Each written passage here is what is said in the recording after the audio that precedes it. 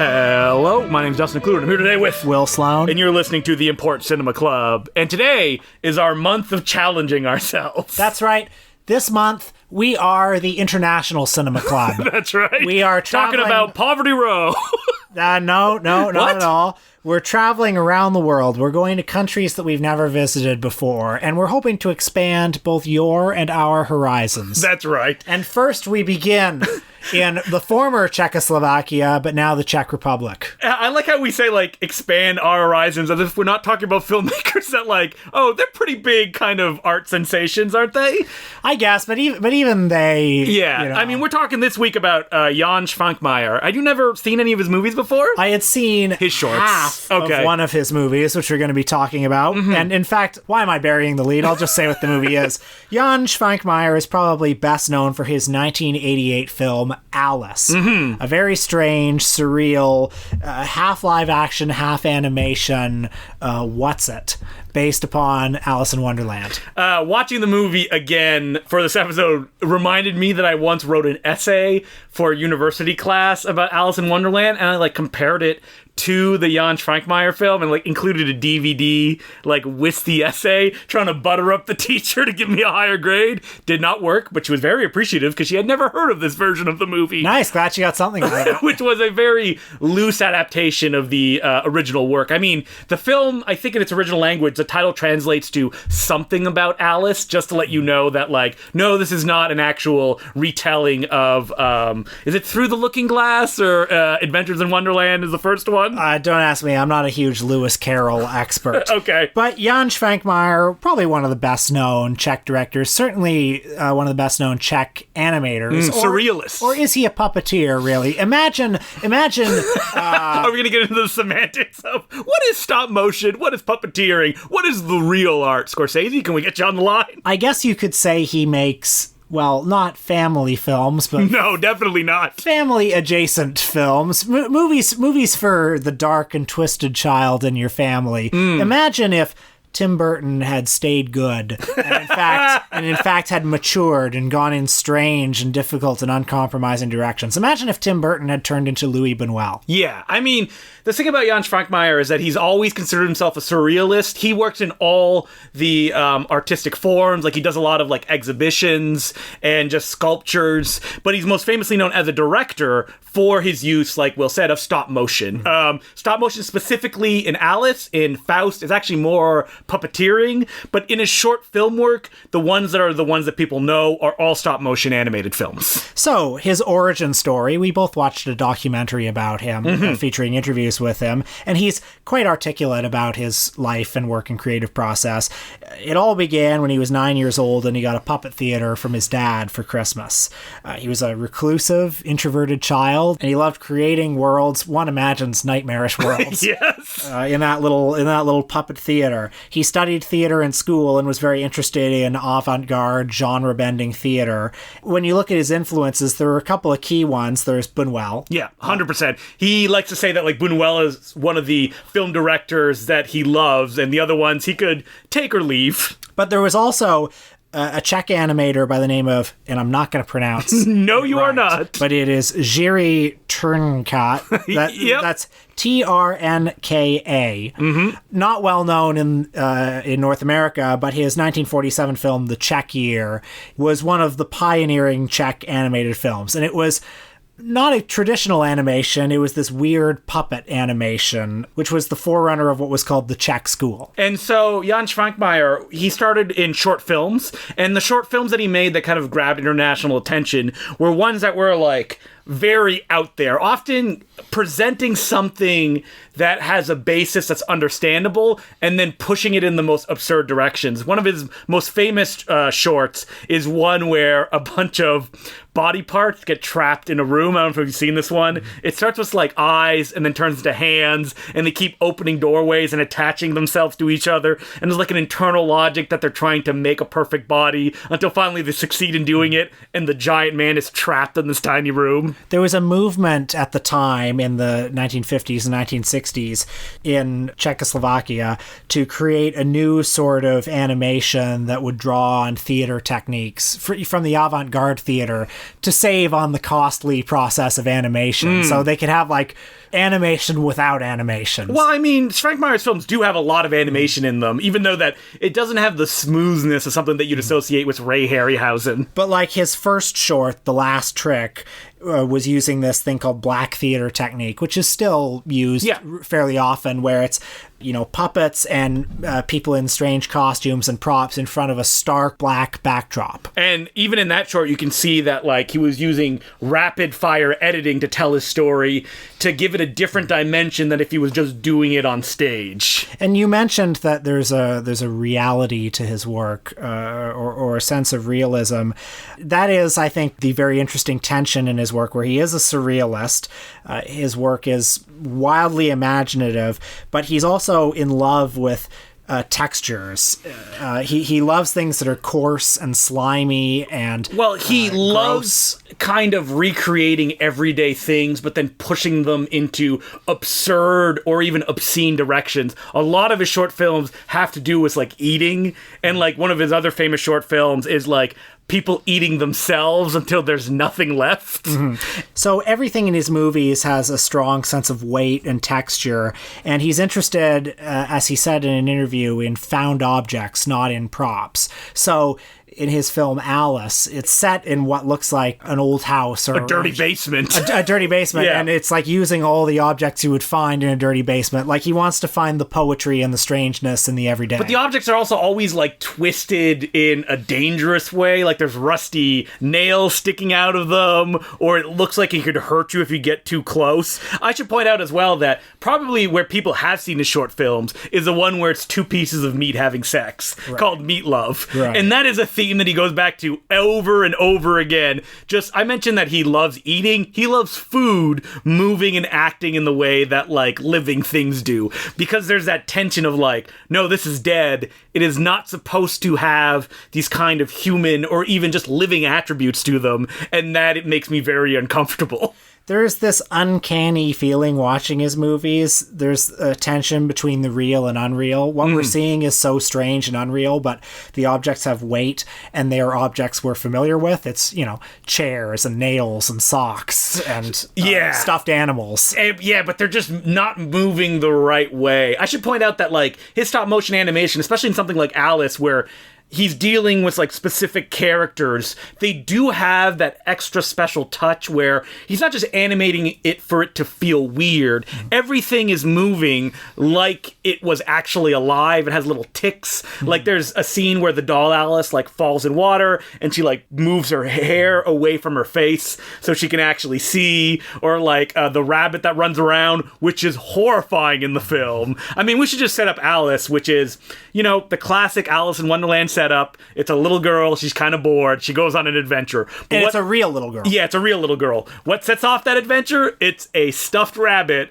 that pries itself from the nail where it's pinned in a glass case, and then runs off to, you know, it's late. But this rabbit is constantly, its stomach is cut open, so it's like leaking sawdust, which it then eats. And it has to constantly sew up its own stomach. Yeah. Like it picks up a little safety pin and just very nonchalantly sews up his little stomach. And imagine watching it that it is a stuffed rabbit, maybe like any stuffed rabbit you could find. Like its eyes are dead. Bugged out, yeah. You know, it just like it just has the eyes and face of a stuffed rabbit, so its face is not that expressive, but its body language is very expressive. It communicates a lot in the way it moves. It keeps reaching into its stomach to pull out a little stopwatch, which it looks at the time and then licks the stopwatch. And Švankmajer loves the loud sound effects, so you hear like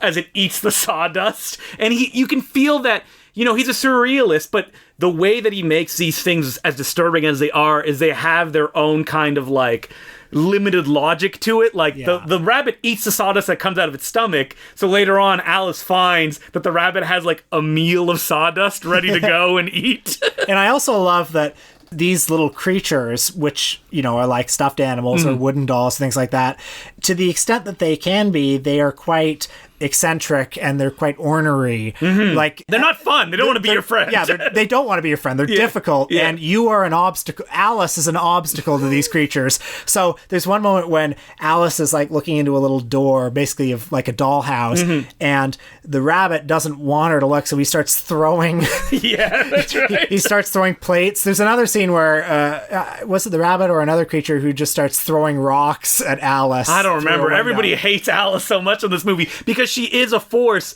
that she's introducing herself in this environment where, like, she doesn't need to be there. There's nothing for her. And it follows, I mean, I haven't read Alice in Wonderland in ages, but it's like the general template of the story. Like, she does cry herself out of a room. She does take disgusting liquid to grow big and grow small the entire time. And she, this movie, goes freely, by the way, between being a real little girl and a doll. Yes. Like a porcelain doll. Horrifying looking doll. And the movie doesn't really draw a distinction between those two states. No. But the film, we should point out, is also all from the perspective of the little girl herself, which I think is very interesting in that, like, there is no dialogue other than what is spoken by her. So when a character speaks, you actually hear a little girl's voice saying, and then the rabbit said, I'm late. And then they cut to a pair of lips of the little girl talking, which I found out is not the actor's lips. It's Švankmajer wanted very specific looking lips of a little girl, so he cast somebody else. So it's almost like somebody else is telling this story about a little girl. Alice herself doesn't talk within the diegesis. No, the only time you ever hear like dialogue are those lips talking in a cutaway that is, it is not within the context of the movie. I think this also speaks to something else I like about Švankmajer, which is that he is so unsentimental about childhood. Well, she's mean in this movie too. Like, as the movie plays out, like, she's sometimes mean-spirited in the way that she treats the animals. Like, they're angry, but she almost takes fun in kind of, not torturing them, but kind of egging them on. Yeah, the children in his movies, there's nothing cuddly about them. They're as inward-looking as the objects in his movie, but I don't find his movies bleak or depressing because Alice in particular puts me in mind of when I was a kid, and your relationship to space and objects is different than it is when you're an adult. When you're a kid, your world is very limited. A room in your house is like a whole vista. Well, that's the whole idea of Alice. Like, in that opening scene, there's like a pan across a bunch of objects, and all those objects you see in that scene appear in the movie because the assumption is that, like, this adventure she's going on is in her own mind. That's right.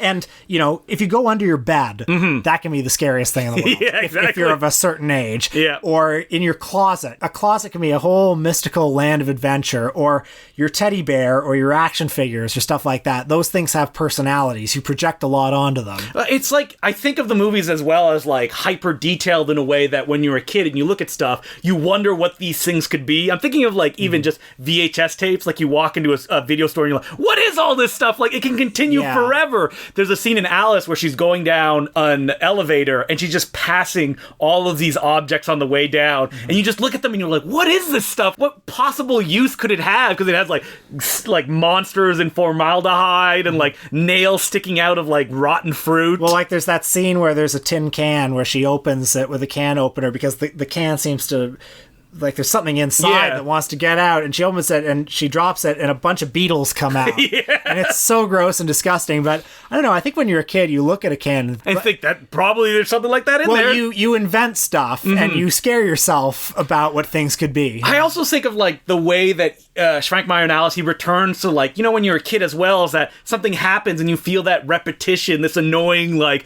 this is broken. Like, every time she opens a drawer, the handle pops off, so she has to reach in and, like, pull it open with her hand, and it happens over and over again. This idea that what she really wants is in the drawer and it's hidden away, but she has to break it to get inside, because conventional ways, it's not made for kids to be able to access these things. So, speaking of kids, they also appear prominently, or one does, in Little Otik, which is a movie that Švankmajer made much later on. He made Faust after Alice, which is probably his most famous film. And Little Otik was... It's a year 2000. Yeah, year 2000. And this is one that actually melds live action, and the stop-motion animation is not specifically like in the way in Alice that it is the background. It's just a character. Yeah, Alice is sort of like a Fantasia. It feels a bit like a Terry Gilliam cartoon. Yeah, while Little Otik is like the real world. It has that, I mean, all of Švankmajer's films have that look you associate with like European films in the 70s. Like they're wet and they're grim and they're dirty. Little Otik, which I like, is I found a more difficult experience than Alice, not only because it's a lot longer. 2 hours. Come on, Švankmajer. 90 minutes. That's your sweet spot. But also because it feels like an attack on the audience. Like visually, it has this, as you said, very harsh, ugly imagery. It has this jangled, unpredictable editing style. So, like, you know, he'll do quick close-ups on things for seemingly no reason at all. Well, and the thing about Little Otik is that it is grounded in pure reality, in an actual real-life situation, and then this uncomfortable, fantastical element comes into it. So it's a story about husband and wife. They want to have a kid, and they can't. So the husband builds a little doll Out of a tree bark. out of a very mean-spirited joke, I guess. And he's like, look, I made you a baby. And the wife goes, oh my God, a baby. And she starts treating it like it's real. And the husband's like, oh my God, why are you doing this? And then they have to go through a ruse where she pretends to be pregnant. And the husband the entire time is like, my wife is crazy, but I will continue to kind of humor her. And then, of course, this is a Švankmajer film. So the baby becomes real as a horrifying stop-motion creation. Yeah, it's like a basket case. Yeah, that's exactly what it is. Or like Eraserhead a little bit. It looked like the Eraserhead baby if it had more teeth and a bigger tongue. It's like, it is like a tree stump or something, or a tree branch. Yeah. And all of the bark keeps going. It's like octopus legs. But it's also screaming like a baby the entire time. Yeah. What's interesting about it has orifices. Yeah, what's interesting about Little Otik is that it starts in a very surreal place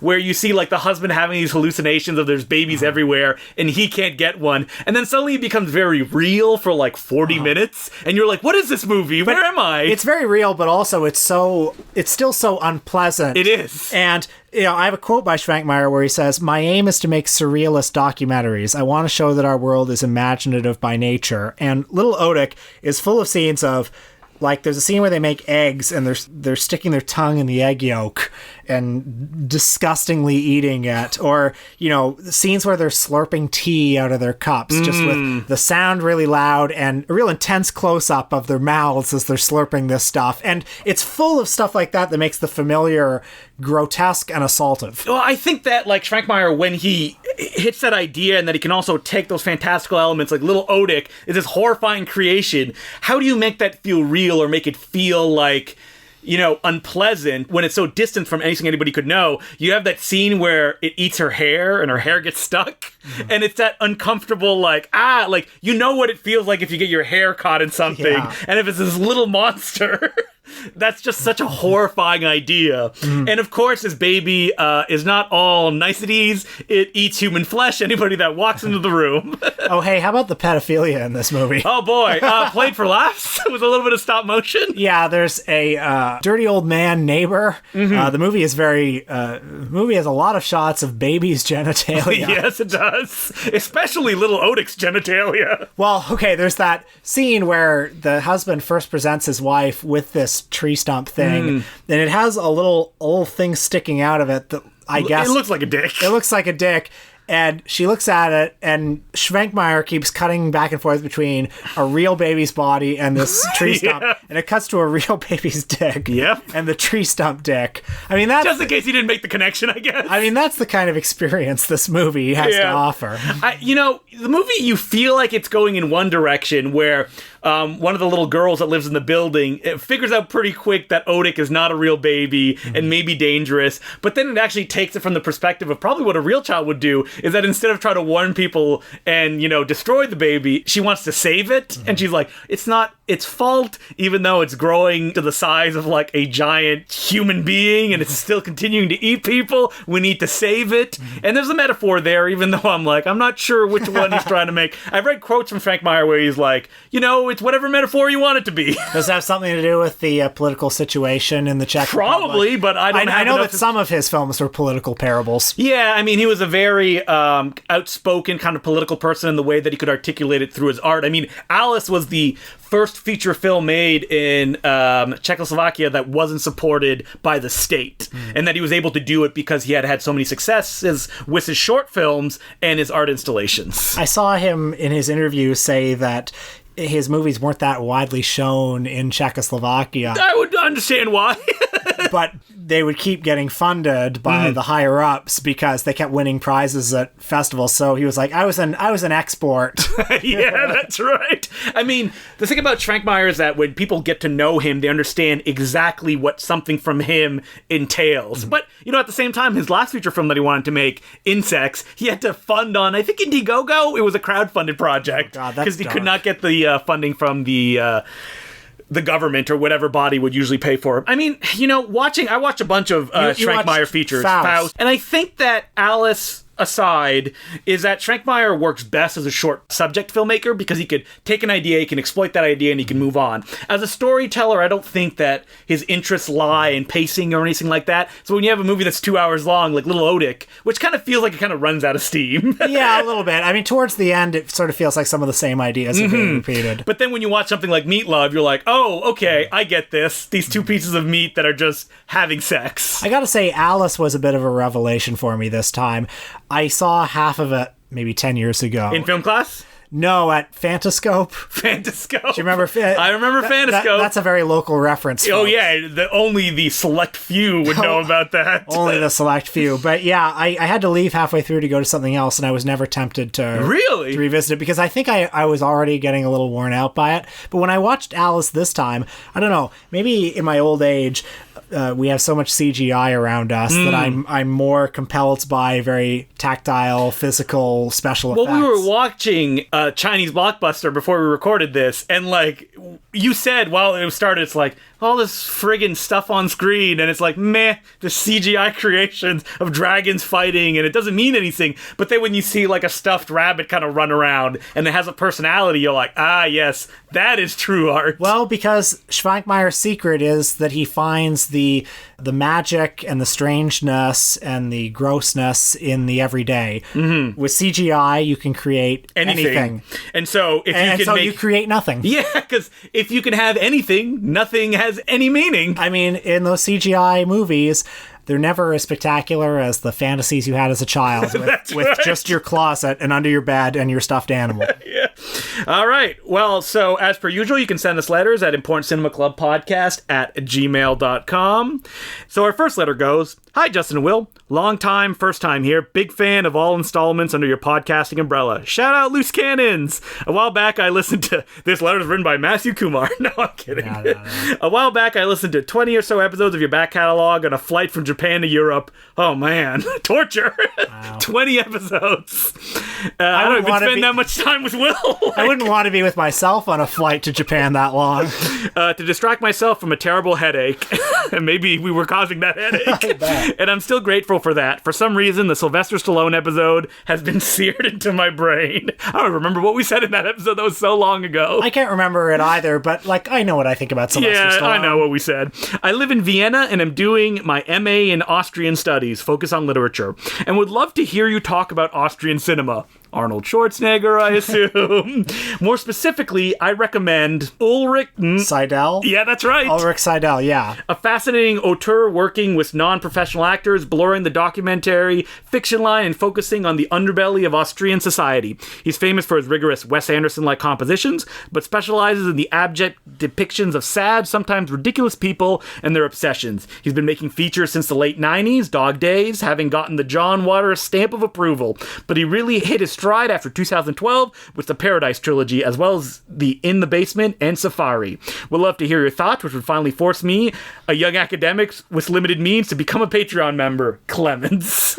We should maybe think about this because I've never heard of this filmmaker before. I've heard of him, but he's a blind spot for me, and I understand that his films are quite strange and difficult, so I would like to that sounds like fun. Try that out. Oh, love it. I can say that most people, if I meet them face to face and they enthusiastically talk about a movie that I have never heard about, I'm like, well, I gotta see this movie. Like, it happens very rarely, but when it does, I get very excited. Nice. The other thing is, like, I watched a movie called The Nobodies recently because someone recommended it on Letterboxd, and I was like, I never heard of this film before.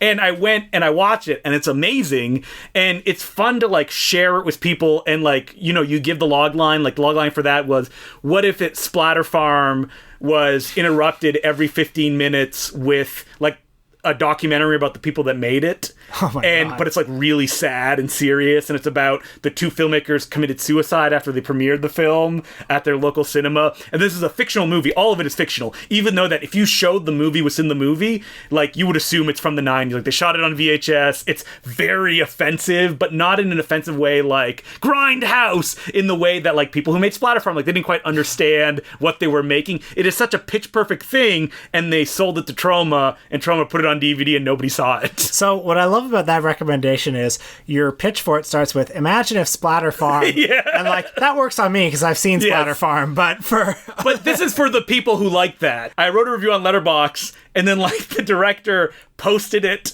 on his Facebook, and I wrote, like, you know, someone gives a really powerful monologue at the end of the movie about suicide and what it means when somebody dies, and he, like, tagged the actor in it as well, and she was like, oh, thank you so much for posting that. So, you know, what's funny is that we live in a world now that those little movies, like, just one person writing, like, if some nobody on Letterboxd, like, they will see it and it will actually mean something to them, as opposed to, you know, in the 90s, you saw something, well, what difference does it make? Like, the filmmakers don't know. So give a good review to Teddy Bomb, for God's sake. Yeah, an impossible horror. Yeah.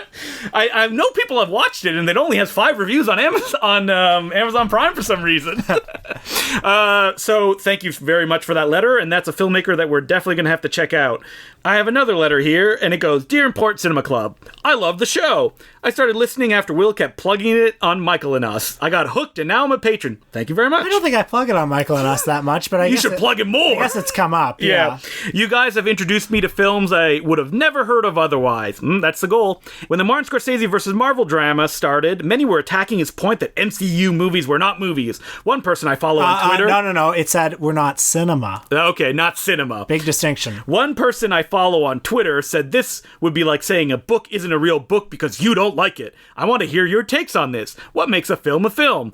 Is it really just a medium, or is there more to it? What makes something art? And what makes something a mere commodity to be consumed? So I think... let's wade in. You know, people are waiting for our answer on this. Who's the letter writer? Carlos, okay. So I think... The key is that when he says cinema, he's not saying movies, he's not saying film, he says cinema, and I think he's using cinema synonymously with art. He's saying it's not art, I think, that if he said that... And that it's aspiring to the level... Like, he's talking about movies that aspire to the level of art, not to the level of sort of consumer products. Yes. In that case, I agree with Martin Scorsese. Sure. You like the Marvel movies more than I do. Yeah. And that's fine. Yeah, love the Marvel movies. Is Disney an evil corporation? Yes. Yeah. Are they monopolizing what people talk about when it comes to movies? Yes. Yeah. So I feel like Martin Scorsese probably wouldn't have as big a beef with these movies if they were not dominating the culture. I mean, he gets to make his movies, but I feel like he probably has meetings, even though he's in his 80s,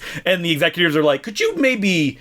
you know, give it a more of a superhero spin? Like, is there a different angle that we can approach it from? I mean, he had to go to Netflix to get funding for The Irishman. Mm-hmm. And I mean, The Irishman's obviously a very difficult product in any age, but I think it probably is harder for him to get certain movies made than it used to be. I think the real question is, why are people so angry the fact that he said this? Yeah, it's a good question. I mean, if you like the Marvel movies, why not just enjoy the Marvel movies? And why not say, like, oh, Martin Scorsese disagrees with me. Okay, I don't have to agree with him. Yeah, I think a lot of it has to do with the fact that for a lot of people, the Marvel movies are one of the main things they consume. And in fact, it's part of their identity. I'm going to say this, and this has been said many times before. When I was in high school, liking comic books was for nerds. Yeah, and it should go back to that, in my opinion. I like to point out that comic books have terrible sales. Yeah. They sell less copies now than than they have ever in their existence. Well, the comic book movies still carry around this chip on their shoulder that's carried over from the era when nerd culture was actually for nerds. Yeah. So people talk about Martin Scorsese as if he's a gatekeeper. They use that Martin word. Scorsese! Oh, this gatekeeper who wants to define what cinema is. I'll tell you who's a gatekeeper. Disney CEO Bob Iger. He's the gatekeeper. Martin Scorsese's restoring movies from Africa. And like, this is the classic problem is like, you know, you have billions of dollars, but you still feel like you don't belong in the cool kid lot. It's like, what the hell, man? You're doing fine. But I think a lot of people, maybe we're all guilty of this to some extent, define themselves by the things they like.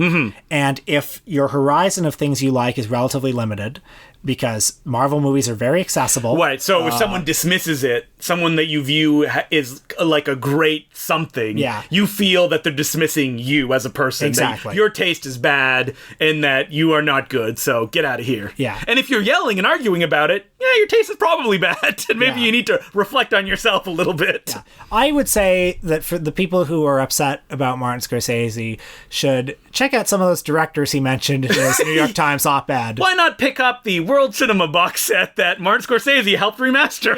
Yeah. And, you know, by all means, go see your Spider-Man movie. It's fine. Your Spawns and stuff, right? That's a Marvel movie. Steel with Shaquille O'Neal. That's a good film. Classic. The letter continues. Are you guys ever going to cover Soviet films? I fell in love with Soviet films after watching Ivan the Terrible. I love it if you guys did an episode on Sergei Eisenstein or Andrei Tarkovsky or War and Peace. This has come up a few times in the podcast. It's usually me going, Will, you want to do one of these guys? And it's like, sounds like a lot of work. And then I go, yeah, it does sound like a lot of work. Actually, we should do Eisenstein soon. We should do Eisenstein. We haven't done any Russian filmmaker ever. So Tarkovsky, I think, is the one that I've sided at the most because I love Tarkovsky, but I find him very hard. You know what Tarkovsky is good to do is we do a Patreon episode. We pick one of his movies. Great. And that's what we talk about. Okay, this is the thing. I think watching 3 to 4 Tarkovsky movies too much might kill me. Yeah, that's right. Eisenstein, they're poppy, they're fun, right? October, Strike. Yeah. We should probably do that in the near future. And last question, are practical effects really better than CG? Yeah, we touched about that in this episode. They are. Yeah, they are. No question. CG is great. You know, Martin Scorsese, go look at the Wolf of Wall Street visual effects kind of demo reel that popped up a few years ago on the internet, and it's like, you would not know any of these things were CG graphics, which is exactly how it should be used. I agree. All right, well, thank you very much for that letter. And this week on our Patreon, we're talking about... What are we Speak of the talking devil. about? We saw the new Martin Scorsese movie, That's right. The Irishman. So that's what we talk about, offering hot insights that you've seen nowhere else. If you haven't seen The Irishman, I don't know, we do spoil the movie, which is based on real facts that if you search the name of the movie, will probably come up right at the top of Google. But we also spoil the artistry of the film. That's right. We say, can we spoil the artistry? Just ruin the... we spoil the effect of it. That's right, yeah. So, you know, if you're in a big city, you've probably seen it already. But maybe you want to save this one for when it shows up on Netflix later this month. That's the one good thing about it being a Netflix movie is that in a few weeks, anybody can watch it, as opposed to it being trapped in an art house somewhere. You know, it's pretty wild. We haven't done a Martin Scorsese episode. We have consciously not done a Martin. We have a Martin Scorsese episode in the cards, but it is not what people think it's going to be. Remember right. we've talked about, Yeah. Martin Scorsese is the one director that we've talked around the most, probably than any other filmmaker. Yeah. Where we've like picked some of his movies and included them in like actors or even subjects. That's right, because we did a De Niro episode. Yeah, we did do, and we talked about him in another context as well. We talked about him in the Jerry Lewis episode. That's right. That was our very first. And I think he's appeared somewhere else. And I mean, I love Martin Scorsese. He's great. And he's great as a person. Yeah. So if you want to hear us talk about The Irishman, you can go to patreon.com/The Important Cinema Club, become a Patreon subscriber for $5 a month. Also, if you're a Patreon subscriber, I just started a kind of Important Cinema Club book club, which you can participate in on the Discord server we have, which is kind of a chat room. This month's book is a Kim Jong-il production written by Paul Fisher, which if you haven't read it, I've read it already. It's amazing. It's about directors that Kim Jong-il kidnapped and forced to make movies in North Korea, and one of those movies includes a Kaiju film. So if you want to know more information about that, join the Patreon, join the book club, join the discussion, and read the book by Paul Fisher. And I just got a tweet that Paul Fisher listens to this podcast. That's amazing. Which shocked me. For some reason, I thought it was like an old guy that that had written like a bunch of books on like international subjects. But no, he's a young guy, film fan, wrote a bunch of scripts. Justin, what we have to come to terms with is the fact that we're made men now. We're tastemakers. People listen to us. I was like, do you think Jackie Chan listens? I don't think Jackie Chan does. Yeah, okay. But Jackie, if you do, send us an email. In the early days, those first couple episodes when it was just you, me, and our friends listening. None of my friends listened. None of my friends listened either. Yeah, who was people were listening? I don't know. Who were those people? Your mom. Yeah, probably my mom. Yeah, that's right. My mom and dad do not listen. I can guarantee you of that. Well, thank you so much for listening. And hopefully, if you're interested in that subject or you want to read books and, make internet friends, join us on the Discord. So next week, we're going to continue our adventure with what sounds like a bit of a cheat when we explain what kind of movies they are. They are wuxia films, that's flying swordsman films, which we usually associate with Hong Kong productions. That's right. But we're going to be talking about a Taiwanese filmmaker, and I'm going to be very specific with this episode is that I do want to talk about like Taiwan as a filmmaking place and their history and why the movies that they make are the way that they are. Taiwanese films often get like kind of grouped in with Hong Kong just because like the stars would move in between them. And we're going to be talking about a writer, director, star, singer called Pearl Chang. And she is one of the only people that I know who did all of that stuff in the 70s and 80s, or even now. I don't know anybody else working in Taiwanese or even Hong Kong cinema that's a woman and doing all of that stuff. She's most famous for making a kind of psychotronic classic called Wolf Devil Woman. Have you seen it before? Nope, never have. She also directed 3 other films, General Invincible, Matching Escort, and they all have very similar titles. There's also Miraculous Flower and other ones. She's a figure that not a lot of information is known about, but I think it's going to be fun just kind of jumping in. And, I'm going to warn people that if they want to, like, go watch her films, they are not, like, classic Hong Kong films. They, like, feel completely different. So buckle up if you want to go watch that kind of stuff. First of all, I do not recognize the sovereignty of Taiwan. No. I think China is one country. I'm kidding, folks. No, don't do that. Well, this episode is brought to you by mainland China. Gosh. So hopefully that's going to be a fun discussion next week. We're going to be talking about Pearl Chang. So until then, my name's Dustin Glue. I'm Will Sloan. Thanks for listening. Speaking of China, Justin and I, before recording tonight, kicked back and took in a little international art house cinema. Russian cinema, to be specific. Well, Russian/Chinese cinema. People are complaining we're not talking about Russian cinema. Here we go. Oh, man, have we got one for you. It goes under a couple of titles. One of them is V2. Yes. So it's the sequel to a movie called V. And V being a remake of the classic Russian film from, I think, the 60s? And that's spelled VIY, Yeah, folks. that's right. And it's also known as Journey to China, The Mystery of the Iron Mask. And the reason we watched it is because it has a couple of legends in the cast. Yep. Jackie Chan and Rutger Hauer. Well, the late great Rutger Hauer is in it. Not for long. No, maybe 20 seconds. But forget about Rutger Hauer. Rest in peace. It's got Jackie Chan and it's got Arnold Schwarzenegger. Rest in peace, Arnold Schwarzenegger's career. Did you see the numbers on Terminator Dark Fate? Not looking good. Nope. So, yeah, these two titans together, and this is a film that, like, has it been delayed for 5 years now? I think we saw the trailer years ago. Years and years and years ago. Probably because it's a Russian production. That maybe there's a lot of, like, complications around that. But when you watch the movie, it feels purely Chinese. Like, if you knew it was a Russian production, you'd be, okay, there's, like, Cossacks running around. But other than that, like, it feels like a Chinese director did it. So it opens with this CGI, I don't know what you call it. It's like the camera swooping around various CGI worlds, big kooky CG stuff, while the narrator, who is Jackie Chan, fills you, it gives a big exposition dump, talks a lot about mythology, and just in the first 20 seconds, my heart sank.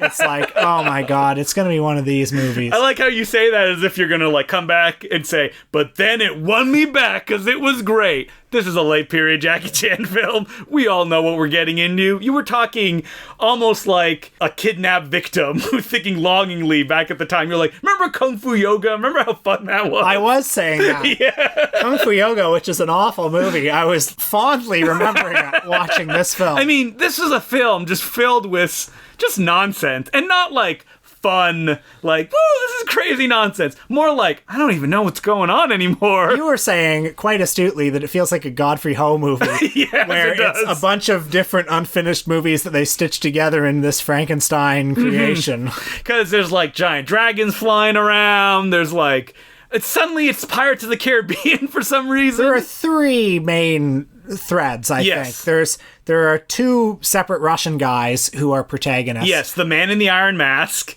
and there's also Jason Fleming, who was the star of the original film. Yes, who's an English actor that you've seen in a lot of Guy Ritchie films. And he just looks like an old Yeah, he just looks like British an old guy, yeah. I mean, not charismatic. And then the third strand involves Jackie and Arnold. Yeah, strand is a strong word. It's definitely the least important one. Mm-hmm. And the movie, it's quite lumpy. Yes, 2 hours long. Yeah. Or was it 7 hours long? I don't know. Are we talking about relative time We here? could still be watching it.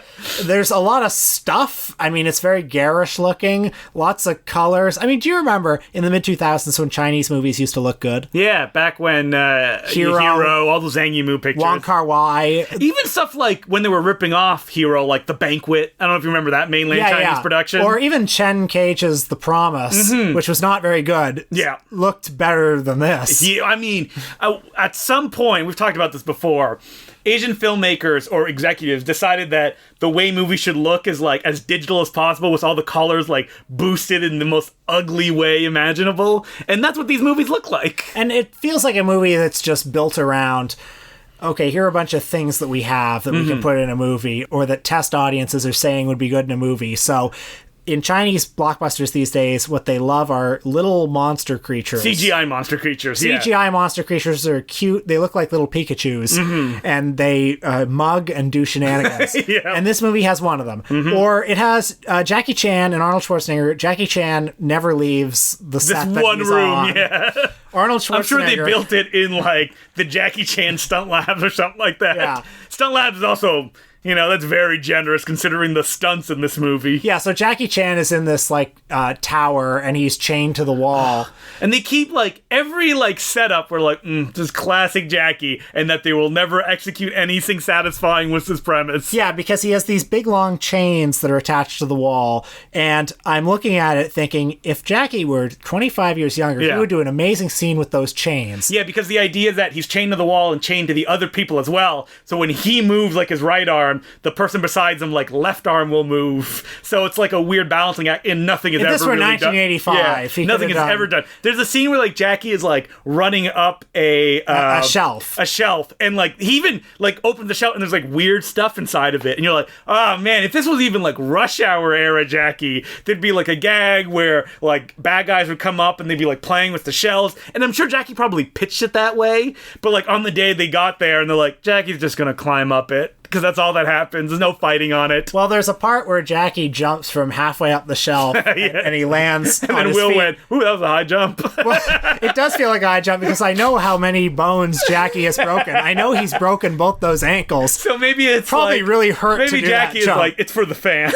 Like they know how much it hurts. I mean, we keep going back to that gag in the blooper reel of Chinese Zodiac. Oh my god. Where Jackie is just like, it's a simple gag where he jumps through a picture frame and he kicks somebody, but the picture frame breaks, so he lands on the side of the picture frame. He lands on his back. And it's like, it's not that high, probably 3 feet, I would say. But oh man, it's like 10 minutes of Jackie being like, oh! He looks in such pain. Yeah. The whole crew has to gather around and lift him up. Or how about that one stunt in Kung Fu Yoga? Yeah, which was, you know, we said this like 100 times. It's so funny to me. Yeah. It was on the trailer. It was the big trailer stunt where there are two of those big luggage container things. At a hotel, like coming towards each other, and he jumps through them. Yeah, and you see it from like 3 different angles.